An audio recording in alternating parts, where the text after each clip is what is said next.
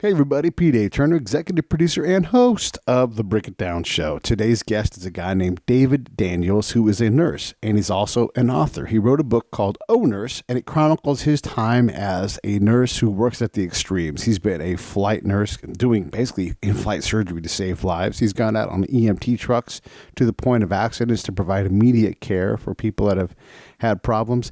He's been an emergency room nurse for years and years and years. If you're in any way interested, or someone in your life is interested or considering the nursing field, this is the book to get. It's fantastic. It's available on Amazon. Just type in Oh Nurse or David Daniels. David's episode is produced by me, but also my buddy Brad Enright, who is a voiceover actor and book reader. So he read Oh Nurse and said, I got to get this story on the Break It Down show.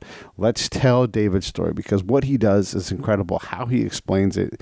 And it's just a fascinating conversation with someone who has done some really interesting things in terms of medicine, nursing, and saving lives. Hey, if you like what we do, we can always use your support. Obviously, you can buy the shirts at breakitdownshow.com, but also you could share the show, subscribing, telling your friend to subscribe. Grab your loved one's phone and say, "Let me see your podcast app," and just hit subscribe.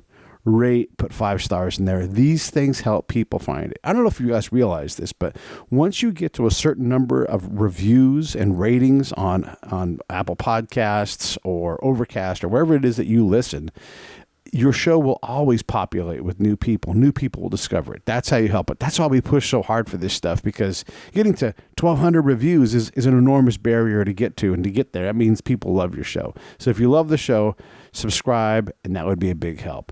Final thing, and you know what we always do here at the end. We say, save the brave, savethebrave.org. We're out there trying to help veterans who have PTSD cope with it, deal with it, and get moving forward. There's a lot of veteran organizations. We talk to a lot of them on this show, and we try to understand what it takes to get them better. Part of it is community. Part is have something to look forward to. Part of it is having service to others. These are the things that we focus on at Save the Brave, savethebrave.org. Go in, monthly donation, $10, $20, $25, whatever it is. It's an enormous help towards what we're trying to build. Hey, thank you all so much. Here comes David Daniels. Lions Rock Productions. This is Jay Moore. This is Greg Proops. This is Jordan Harbinger. This is Dexter from The Offspring. This is Nathan This East. is Sebastian Younger. This is Rick Marotta. This is Stuart Copeland. This is Mick Gillette. This is Andy Summers. Hey, this is Skunk Baxter. This is Gabby Reese. This is Rob Bell. Hey, this is John Leon Guerrero. Hey, and this is Pete A. Turner. Hi, my name is David Daniels, author of the book Oh Nurse, here on the Break It Down Show. And now, the Break It Down Show with John Leon Guerrero and Pete A. Turner. You know, we like to explore different topics, and David has written a book about nursing, and it's not like, then you put on your rubber gloves and that kind of thing. There's a lot more to it than that. And a lot more, gosh, Brad and I were talking off mic, a lot more varieties and types of nursing than I really ever, and I think there's a lot of varieties already, so it's even more vast than I realized. And so when Brad pitched me on this idea, I thought, shoot, man, let's get David on and let's talk about his book. Brad, why don't you introduce us to more about David and why we're talking to him? Yeah, I met David kind of randomly. I'm an audiobook narrator, and I was looking for some new opportunities, and I came across Oh Nurse on BookBub, and I reached out to his publisher, and she gave me his contact information, and that's how he and I got in touch. Told him what I do and that I was interested in narrating Oh Nurse for audiobook. And we had some conversations, figured out how we could make it work, and we got the book put together, narrated, produced, and now it's available on Audible and Amazon. What I had learned in my conversations with David and reading his book in the preparation was just the extensive lines of work that he has done in his nursing career. When you think nurses, you always kind of think, what you see on TV, taking temperatures, putting on stitches, doing stitching and things like that. But, he's been an ER nurse. He's worked in ICUs. He's worked in pediatrics. He's worked as one that I had never heard of, which was a flight nurse on a helicopter, transporting patients through the air, from scenes where they may have gotten hurt, or from just a very remote location to another hospital, maybe where they could get more extensive and the proper care that they might need. And then also he was doing transports and things like that. So just the amount of work and the different types of nursing that he had done was really interesting. And I said, I've got family members that work in the medical field. I've got a degree in athletic training and sports medicine. So it was a very interesting topic all the way around for me. Yeah, that's fascinating stuff. And then David, so people write books for lots of reasons. Obviously, you were pushed to do it. Let's just start right here. Why the heck does a nurse need to write a book? Hey, this is P.A. Turner from the Break It Down Show, checking in real quick to ask you this. John, Scott, and I all support Save the Brave with our time, our location, our effort, and our money. Each month, we give a small amount. Do the same with us. Go to savethebrave.org. Click on the donate tab, pick an amount that you want to come out each month, and they will handle all the rest. I stand behind these folks. Thank you so much. Let's get back to the show. Why the heck does a nurse need to write a book? Well, great question. I guess the way this thing evolved was, I'd come home, I was basically, talk to either, some family members, a friend of mine, or I was talking to my cousin, and her response to all these stories were, you should write a book, sort of thing. And she had kind of repeated that to me many times over the years. And I finally asked her, Liz, honestly, you keep saying that. Do you really find it that interesting? Would you really sit down and read this? And she's like, oh, yeah. So she planted the seed back in my head. And I always kind of as I kind of relived a lot of my experiences, just started to formulate what I might or what I could write about. So she kind of planted the seed, and it was, a good 30 years before I really started working on it. I had a neighbor that he wrote a book, kind of a children's book, and I was talking to him, and that just kind of flipped a switch for me, talking to my neighbor, Brad, and I got to write my book now, sort of thing. So he kind of inspired me a little bit more. So I just kind of started, like I said, just kind of from day one, just laying there and talking to my neighbor, and, she was a nurse. So that's where the book starts. I talked to my neighbor who was a nurse, and maybe that's something I might want to look into. The more I thought about nursing, I felt it was a very honorable profession that, in the course of my life, I can look back and, well, what did you do? What did I do with my time here on earth? And I thought, well, I spent it in the service of helping others, which maybe I wouldn't make the most money or whatever, but I felt that it was something that would have given my life, in a sense, some validity, something I could be proud of. That kind of started it, and then I just started writing the stories, and the way the book kind of evolves, and it's a bit disjointed. It doesn't. I don't think it reads a story where, most stories have this beginning and end, and it flows real nice. Mine were just like, I went to work, and it was this day, and it was this experience, and I immediately flipped into this experience, and I went to next work, and then this happened. So it was just a bunch of happenings over the course of 30 some odd years. Good experiences, and some maybe not as pleasant. So yeah, that's why my cousin kept pushing me. I figured, yeah, okay, fine, I'm gonna do it. Okay, so you've got a bunch of experiences in 30 years of experience. What kind of nurse have you been along the way? Well, the bulk of it, if I'm going to label myself as what kind of nurse I was, I'm an emergency room nurse. That's been, I would say, 90% of my experience. When I first walked in, I really didn't know what I was going to do. And, as kind of Brad alluded to, I figured, I was going to be walking up and down a floor, taking temperatures, passing out pills, doing whatever I was going to do. But I got a glimpse of this emergency room, and I knew that's exactly where I wanted to be. I wanted to be down in that place. The hospital I was drawing blood at, they refer to it as the pit, and for some reason or another, that's really where I wanted to be. From that time, I had the opportunity to get on some ambulances and do some what they call critical care transport. And then I spent some time transitioning into some intensive care nursing. The hospital I worked at it was a fairly decent sized hospital. They had separate emergency rooms. They had a pediatric emergency room. So I ended up in there, which I really found very challenging and very rewarding. I love that PCR. And then, it kind of gave me this experience and stuff. And I saw a flyer come in, and they were looking for flight nurses. This another hospital I was working at, a flyer came in off their fax machine. And there was a flight program very close to me where this physician started this company. And he had a couple twin engine airplanes and a couple different helicopters. So with the experience I had gained prior, I felt, well, I'd probably be a pretty good shoo-in for that sort of thing. So I kind of jumped into that transport. So I got into ground transport and air transport. And, kind of bounced around all over. David, one thing that I found really interesting, because like I said earlier, I didn't know that there were all these different types of work that you could do as a nurse.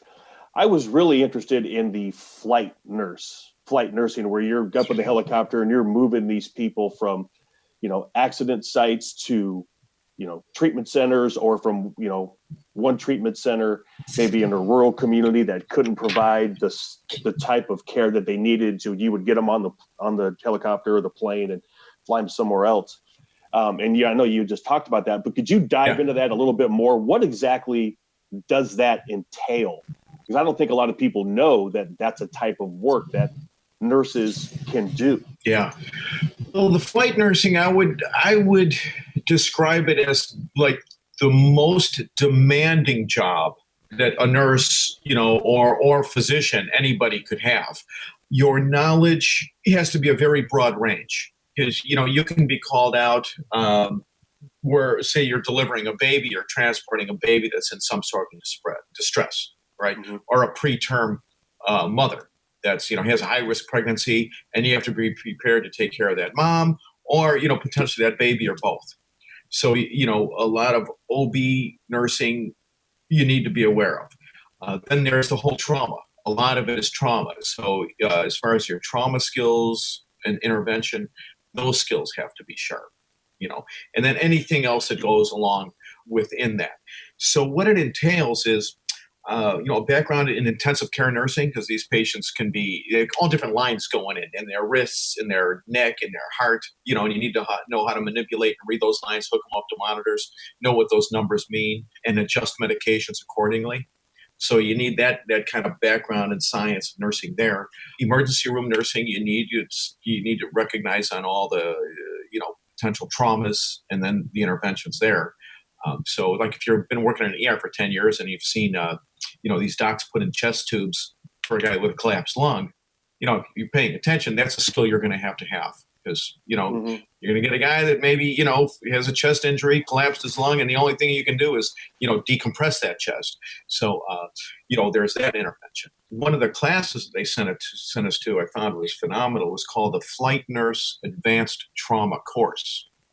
And when I learned, it's the same trauma course that they title it Advanced Trauma Life Support, that the surgeons go to.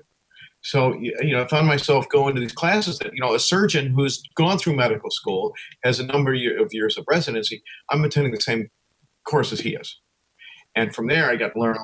Let me jump in here. So as you're going through these courses and you're on par with doctors, are you learning these procedures as a nurse? Like, how do I assist this flight surgeon doing it? Or are you, in effect, often the flight surgeon who's trying to keep someone alive, working at a level that's above RN? My scope of practice is enhanced or increased, elevated, if you will. There is no flight surgeon I'm with. So it's either me and another nurse or me and another paramedic. So those skills are the ones that I have to acquire. Those are the skills I'm going to use. I'm not passing, like a nurse in the hospital might pass a scalpel or a forceps or a sponge in the OR.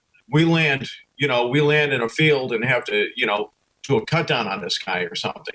I'm doing it. So yeah, it's a much bigger scope of practice. So you're literally the lifeline. There's not a flight surgeon there, and then babies in distress, prenatal. Moms in distress. What's an example of a time where you're like, oh my gosh, I don't know, like if this person's even going to make it, but your care is able to get them to the next, level of care? Well, I could tell you a couple stories. So once we were flown out to this rural hospital, hundreds of miles away from the city. And it was a 7-week-old baby. She had been in the intensive care unit for 6 weeks. She got home for a week, and she was there in the hospital, not doing very, very well at all. The nurses there, the physicians, they tried to, obtain, venous access. They weren't successful, and this kid was very hypoxic. Just the heart wasn't pumping well and wasn't oxygenating well, and it was a small kid. It's 4 kilograms. Like 8 pounds. Wow. At 7 weeks old. And, we pulled in there, I walked in their newborn nursery and, just kind of shook my head. It was honestly, this was a situation where I knew what needed to happen, and 7-week-old baby, they've tried everything. I got to get this kid stabilized for transport. And, quite honestly, it's like, either we do it or I'm going to end up killing this kid. I don't want to kill this kid, and, say what you will, but, I just kind of said a prayer that, my interventions, my hands would be, be effective. And I was working with a medic, and I talked to the resident down at the University Hospital, said, this is what we have. He goes, this is what, we need you to do. I said, okay, So I looked at my partner and said, you get one chance, I'm going to do this, And so as luck would have it, I was able to slip an IV in this kid, sedate him, ventilated the kid. My partner dropped the tube. I hooked her up to a ventilator. And, and we flew her down there. We got her down there alive. And, at least we did our part. What they were able to do there, there was the handoff. That was one situation to go, I was very fortunate to have been able to step up. And the only thing I can say to that is if it wasn't for the extensive amount of experience I received in that pediatric ER way back when and working with those physicians, that were really so skilled and so brilliant and so inspiring, I would have never had the luck or the skill to perform down the road there, So I really, I give the credit to these individuals that, took the time to teach and inspire then. The ripple effect was amazing, how years later I was able to do this successfully. David, I think I remember that story may have been in the book. Mm-hmm. The opening chapter, the chapter 1, the opening line of the book when I was narrating, you start the book off is with the line, it all started with nursing school. And then later on, you would, throughout that paragraph, you talk about, the different subjects you would take in and how you constantly, each class made you think of something new and interesting. Maybe you didn't want to go into nursing. And later in that first paragraph, you said every professor that you had a class with said the same thing. Stay in nursing. We need good nurses. Yeah. For some reason, I listened and adhered to their advice.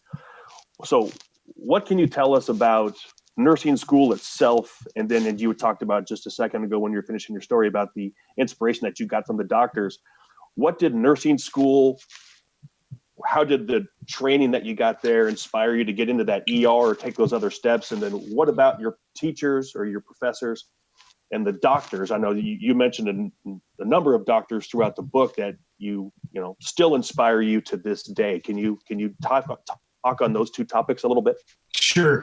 Well, starting back at nursing school, I was young and dumb and as green as you could be there, and we first started, with the instructors, how do we wash our hands and why, and how effective is our hand washing? As basic and lame as that seems, but they would put this like invisible fluorescence over your hands, and then you'd wash your hands, and then they'd blacklight you, and all this fluorescence would light up. You're, wow, man, so if that's bacteria, they're still all over you, right? So we learned how to wash our hands. Nursing school was very interesting. Some of the instructors were phenomenal, and other ones were, I still can't kind of figure them out today. And I mentioned in the book, throughout nursing school and my nursing career, I always felt in a sense I was being punished for something. It's a very interesting culture. People are, I don't know, it's just people are like, what did you do wrong? Or you did this wrong. It's kind of an odd culture there. But nursing school afforded me the opportunity to learn a lot more about what they say, pathophysiology, and just getting used to patients and the basic patient care that we perform. What about the doctors? The doctors from nursing school really didn't have too much. I never had too much interaction with them. We'd go into some of these, private hospitals and work, and they'd have 2 or 3 doctors, and most of the doctors I found in that setting disregarded the nurse or the nursing student. Some of the docs can get pretty heady. So, I remember one time I asked, it's just, what's your name? Because I wanted to chart, Dr. So-and-so at patient's bedside. And he looked at me and goes, is that really important? And, I'm, okay. Yeah. Okay. Okay. So, I just kind of moved on from there. So, I got a little glimpse through nursing school, how this hierarchy is in place. And it's very interesting because, you're reminded quite frequently is you're just a nurse. Can you give one example of a doctor that, said something, did something that you still go back to today, and maybe that you have passed along to another, intern or nursing student that you work with? I know you had, in the book, you talked about training, new staff hires and things like that. Is there something that you, that a doctor told you in 1998 that you're, 21 years later, you're given that same advice? Still hold on to? Yeah. Yeah. There were so many physicians that inspired me, God, I'd love to talk about all of them, but one of them was this Dr. John McDonald. He ran this flight program up here. I would just kind of stand in awe of this guy. He was a brilliant man, very skilled, very impassioned. And he always came back to do the right thing for the patient. Do the right thing for the patient. And you can kind of look at that and go, do I really need to be told that? But I certainly got where he was coming from. And I would say that really guides everything that I do today. However a patient presents, whatever their quote unquote chief complaint is, based on, what I feel, my knowledge or experiences, skills have been. And I always want to do the right thing for the patient and advocating for that patient.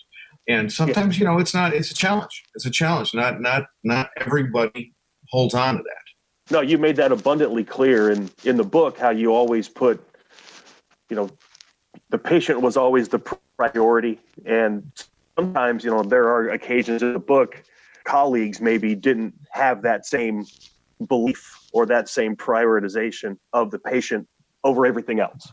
And you bring that up in the book on numerous occasions. And it's funny because, you look at the reviews that your book gets. Some people criticize you for telling that, hey, this guy is arrogant and says he's the best nurse ever. And he, everybody else that he works with doesn't seem to, do their jobs. And other people say, hey, everything he's saying is right on the money. I was a nurse. It's exactly, the way that I felt about, some of the colleagues that I have. I found that dynamic very interesting, because you would think in the medical profession where your whole job is you're a caretaker, without trying to diminish what you do, you would think that giving the person the care that they need wouldn't even be it wouldn't even be a thought. It would just be the default to whatever is going on.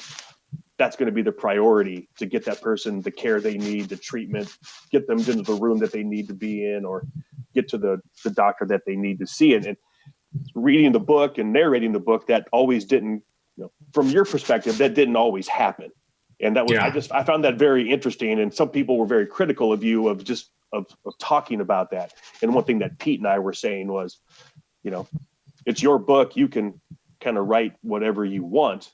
And if some people don't like it, that's, then they can write their own book. I'm not sure if that's something that you should talk about or not, but is that something that you found in certain hospitals that you worked at more than others? Or there's just always people maybe that don't work as hard as other people do, have the same work ethic or the same standard that they live up to? Well, I would say it's a both and kind of thing. It's not either or. In some hospitals I worked, there was always some individuals that maybe didn't necessarily work to their highest capacity. A patient would present at the door, and we'd watch one nurse just kind of turn her back to the door and start eating lunch. Like, really, you're not going to ask this, sort of thing. So she was very skillful in being evasive as far as picking up the workload. So every once in a while it would be an isolated individual in my experience. And then in some other experiences, it seemed like that was the culture.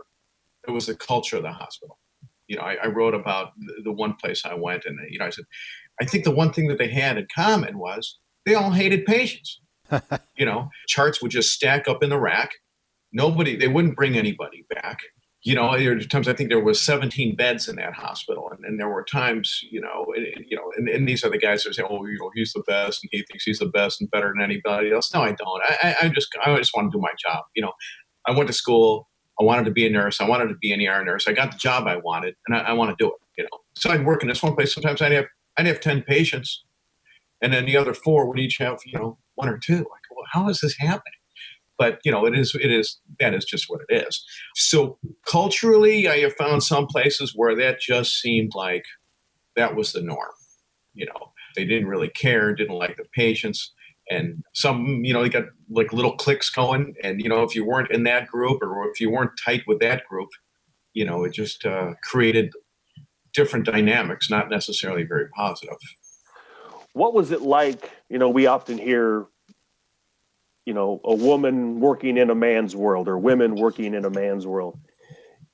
Did you experience any sort of, reverse man in a woman's world at all? Is that something that's real?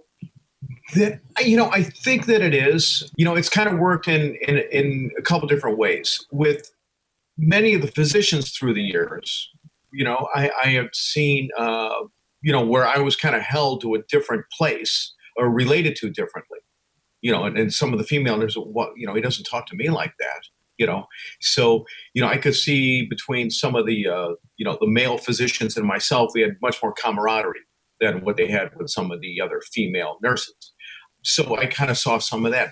And then, it's hard for me to, believe that necessarily I'd be a victim of that sort of reverse discrimination. But, other nurses, would tell me, well, Dave, it's because you're a guy. Dave, it's because you're a guy. And I'm like, really? I mean, these attitudes and this behavior towards me is, but they knew, they're all the girls on that side. So, I could say, yeah, I guess, at times I was a victim, and sometimes, situations would occur, and I'd speak out and then have to deal with that.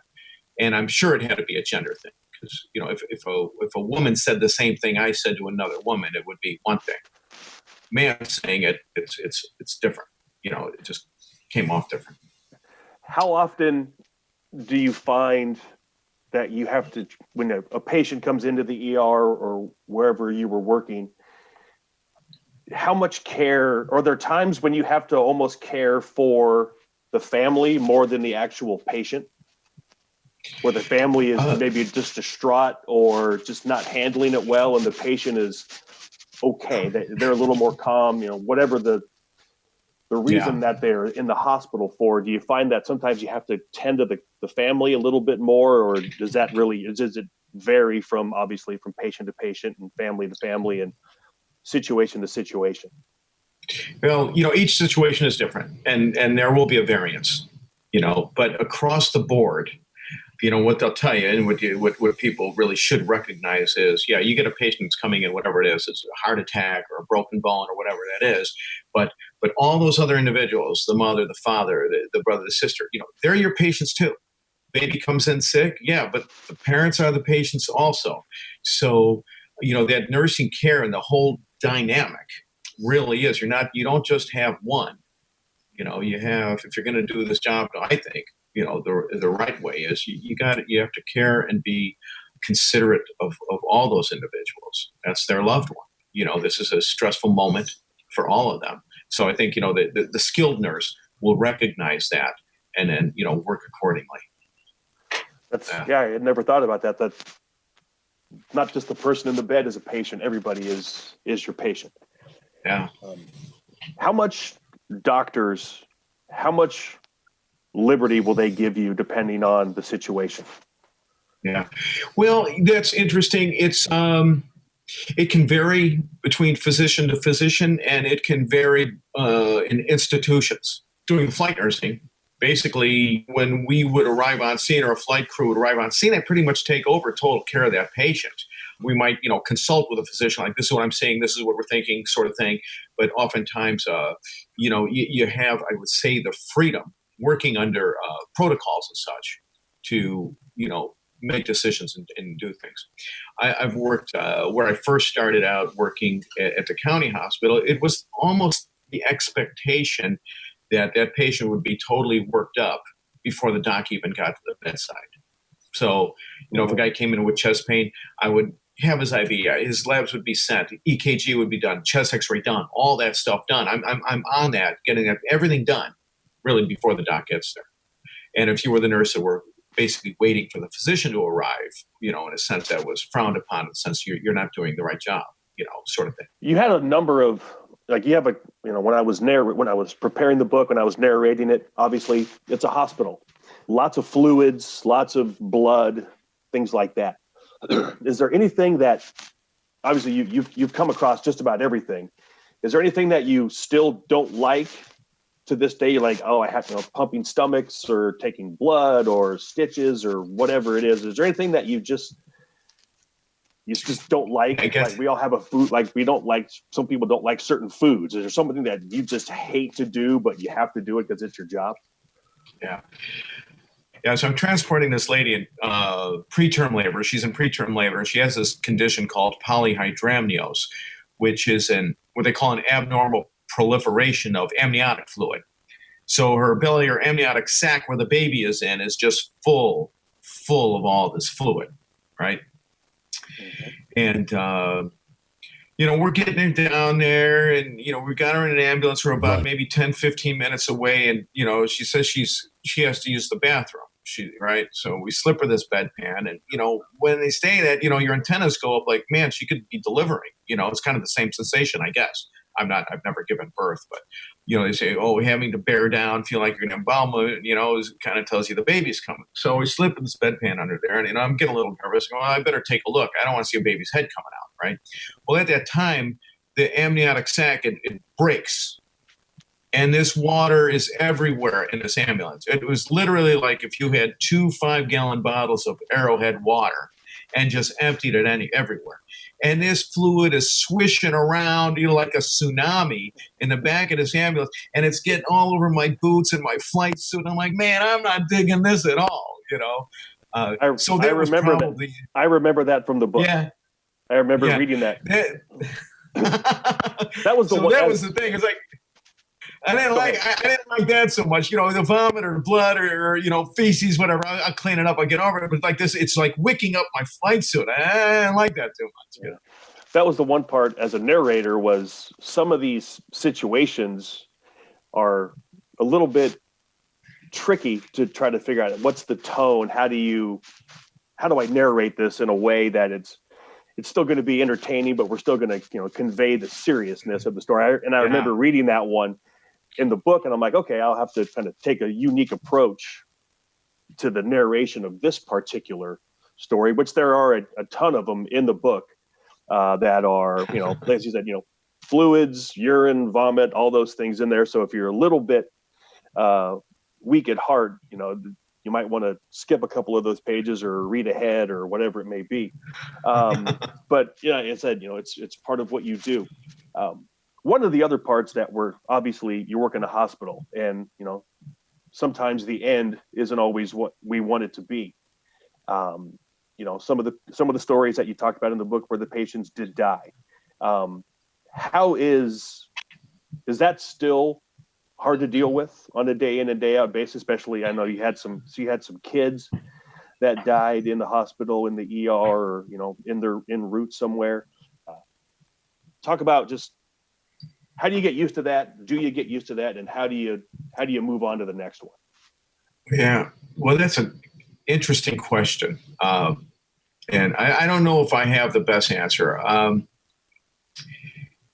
It's still, even to this day, that part is really still hard for me.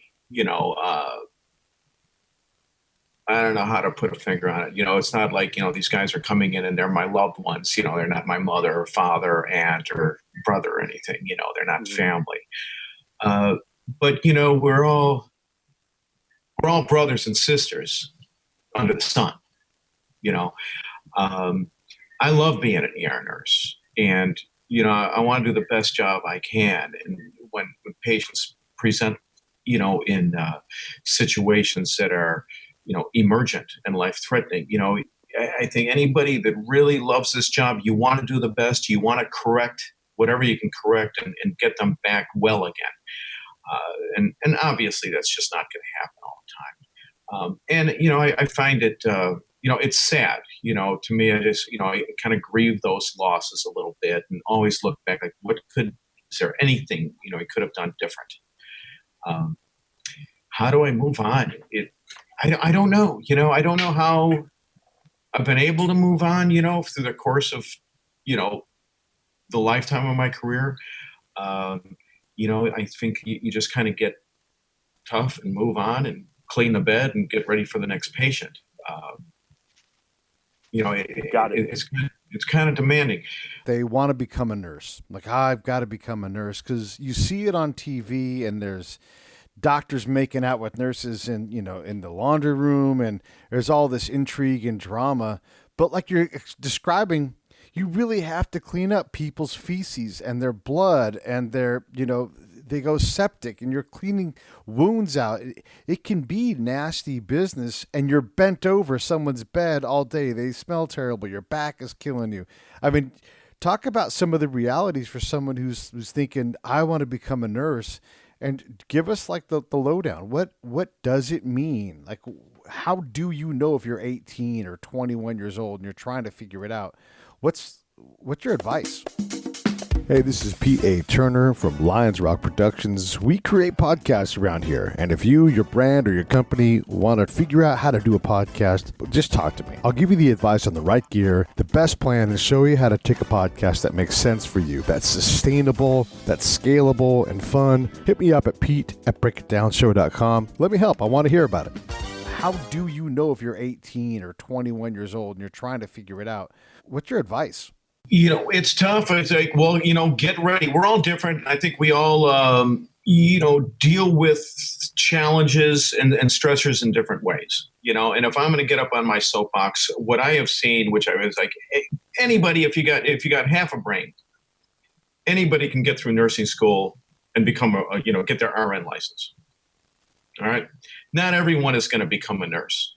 Being a nurse, I think, is really the truest higher calling, and that's where the demand is. If you want to accept that demand, and what that requires is, in a sense, as challenging as it is, and it may sound, it's unconditional love. I don't care if the guy, and I've grown through the years, and there were times when I was younger, I didn't feel the same way I do now, and I'm glad I was able to grow and evolve. But you might have a guy punch you. You get a patient spit in your face. I'm still going to care for this guy. It's not about what you did to me. It's obviously, that patient's issue. So there's that part. That's, caring for anybody on all ends of the spectrum, and whatever condition there is. And even if they came in this is the 15th time this month, this guy has come in, you're still going to treat that patient with respect and be a nurse to them or not. And that's a real challenge. And I see that, I've seen that all across the board, throughout the entire EMS agency. Seen guys, this is the 15th time you come here, or you're always calling 911. It's like, man, it's not your place to reprimand. All right. Do your job, get him to where he needs to be, and just do your job. So that's a challenge. Nursing is very challenging. You get exposed to all kinds of things. You need to protect yourself against all things, virus, bacteria. One hospital I worked, I think 33% of the nurses ended up with a positive skin test as exposure to tuberculosis. A needle stick can kill you. You got to be careful with that. Interesting dynamics. We're all people. Nursing administration, they have their challenges as far as staffing, and sometimes they'll work you to death. And you ask for that day off, you don't get it. Well, I've worked 10 days in a row. You've asked me to work all these. I've came in extra weekends. I want this day off. That's not going to happen. How do you package that and still feel, a valued employee? Nurses can work and be, really condescended to by a number of physicians, where they're the doctor, you're just a nurse. If you had any brains, you'd be a doctor, and they can see you kind of, you got to kind of package that up. So you have to be tough. I think you need a thick skin. It really, I think, comes from the individual. It's like, what are your core values? And if this is the job you're going to do and you're going to do it right, then all that stuff kind of has to be in line. I see things today that, it's not necessarily, the case. people are going into the business. Nursing salaries increased over the years. There's some decent money that can be made out there. And, it's a different culture. I could share with you. Can we drop some profanity in here? I wish you fucking would. Okay, good. So this is a prime example. I walked into work one day, and this lady's blood pressure is 60, and she's sick. She's laying in the bed, and I come in. It's like 7 o'clock in the morning, and I'm getting a report from this nurse, and I'm like, hey, what's up? Her pressure 60. He goes, well, so and so's sleeping. He's not going to do anything. He's going to send her home. And, well, you can't send her home. Her blood pressure's bottomed out. That's the other thing. And this nurse looks straight in the eye, looks at me and says, I don't give a fuck how sick she is. I'll send her home. Peter, I don't have a response to that. I just don't even know why you're a nurse, how you're a nurse, how you have this job. I'm not Florence Nightingale. I'm never going to be perfect or anything, but I'm like, really? So, being the patient advocate, and as they allude to in a book, the knight in shining white armor comes in to save the day.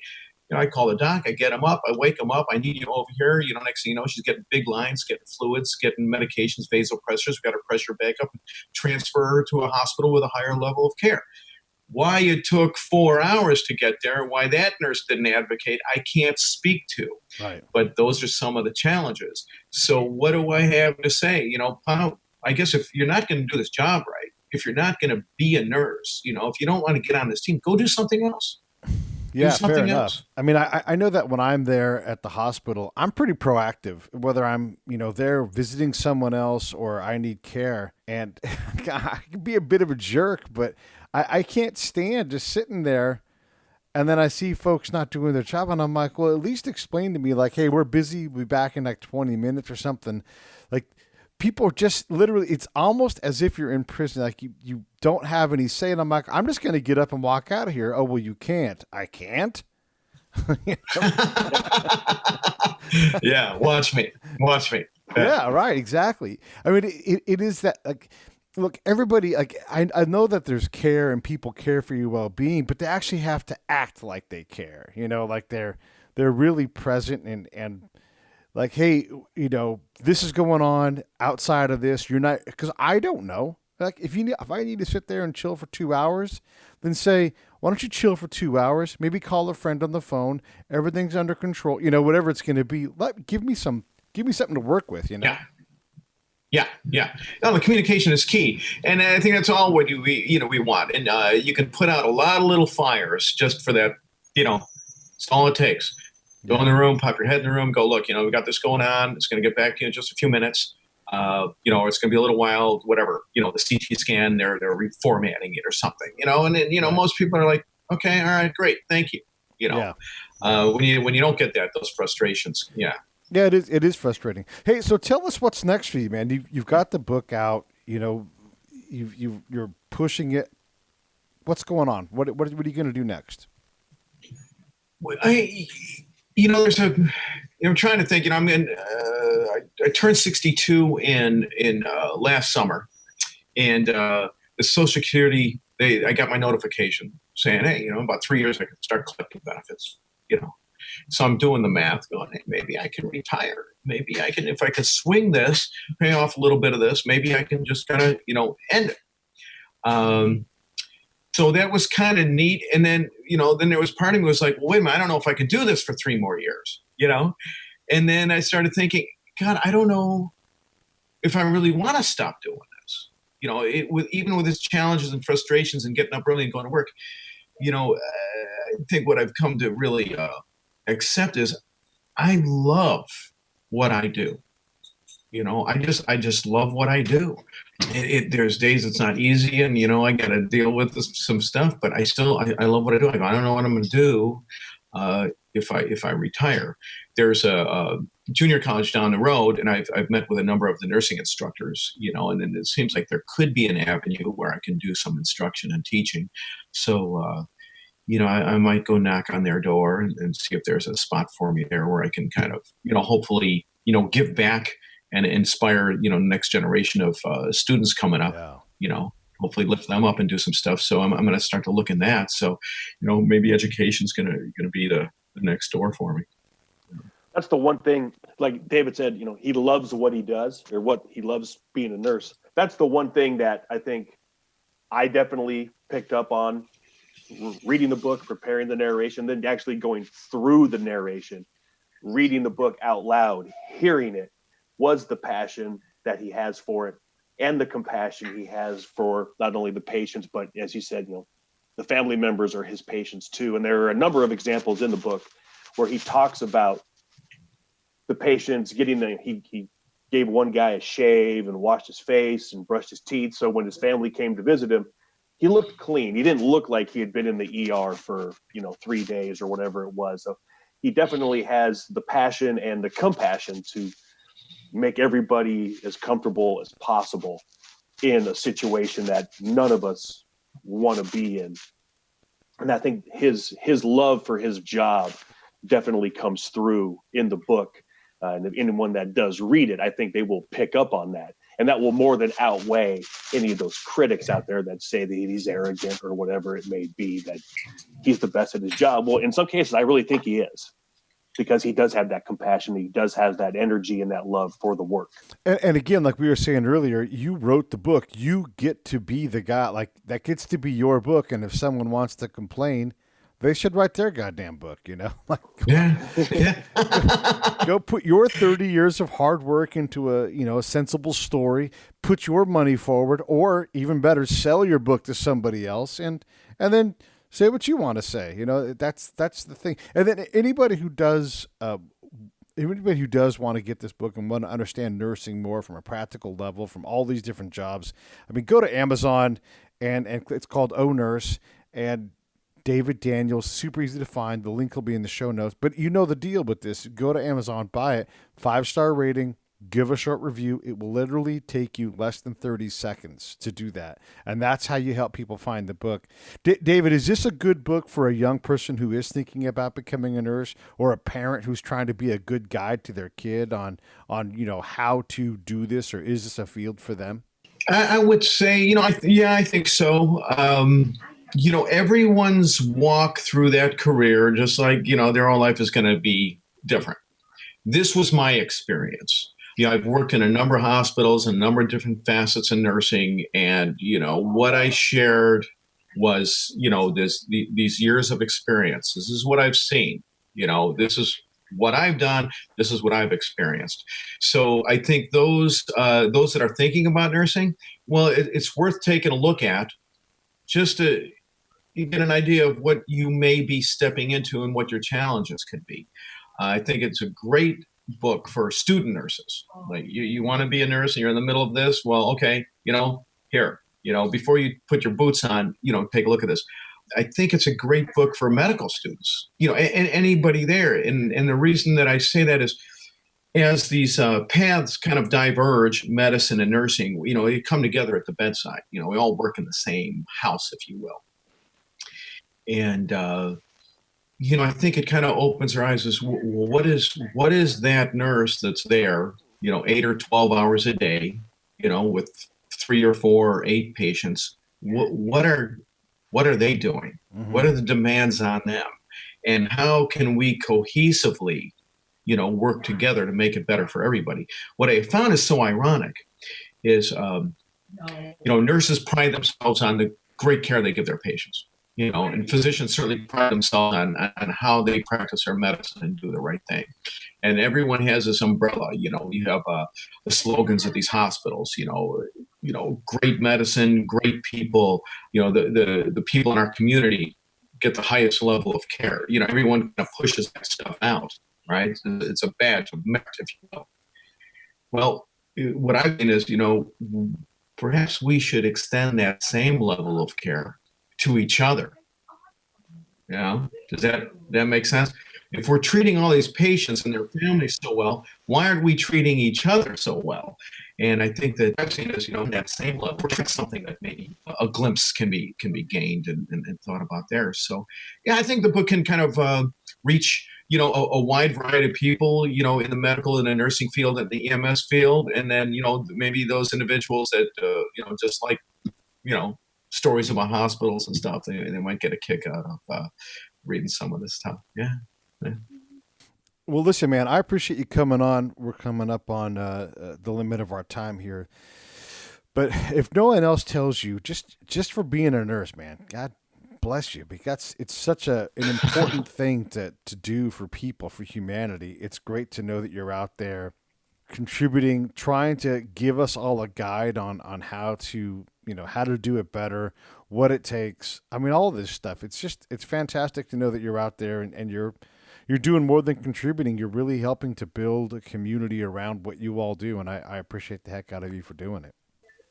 Oh, thank you very much, Peter. It's been, it's been an honor. I got really lucky. Somehow I decided that was the career path I wanted to take, and I was able to get through the school, and I got the job I wanted, and so it's been a good run. It's been a good. I've gotten more out of it, I think, than what I've given to it. So, but thank you so very, very much. Yeah, and thanks, Brad, for setting this up. I mean, it's neat to be able to share these stories. I never would have met David otherwise, and it's cool to know that because of Scott Husing, and then that turned into Gabby Juergens, and then that turned into Brad Enright. I've got all these new people in my life, and it's just fantastic. I love this part of the show. Yeah, thank you. Yeah, it's awesome. Brad was awesome. I don't know. I just thank my lucky stars. I got a call from him and, hey, I want to talk to you about this book. And I'm like, oh, yeah, okay, this sounds pretty good. And so he gave me some examples. I liked, I certainly really appreciated, the work he was doing and how he does it. And he was so impassioned about taking on this project, it was kind of flattering. The only thing is like, dude, I need you to listen to this and, just kind of, evaluate it. Let me know when you make some changes. Like, Brad, please. Can't I just trust you, man? I've lived these stories. I've written about them. I can't do these stories anymore. He's like, Dave, no, you have to. Yeah. But he did an awesome job. I just wanted to make sure I was representing you because it was your book and your words and your life. And I wanted to make sure that, it was what you expected and what you, how you wanted to be represented, because this the one thing about audiobooks is they're really hard to record. So that just tells me how hard it is to write a book. And I have, I'm probably not going to write a book anytime in my life. So, I just wanted to be sure that what I was doing was giving you, the honor and the representation of all the hard work that you would not only just putting in the book, but just, the 30 years that you have put into, as you said, treating and caring for, everybody that has come through your doors. Oh, thanks. You did over and above. Honestly, I am very, very pleased. So, yeah, very grateful. Yeah, I appreciate it. It was a great. It was an honor to do it. And I said it was a great story, and I think it's got a lot of, as Pete was talking about, it's got a lot of ways to educate people in a number of ways, not just about nursing, but if you want to be a nurse, open your eyes to a whole new perspective of what you and your colleagues do on a day in and day out basis in that ER. Awesome.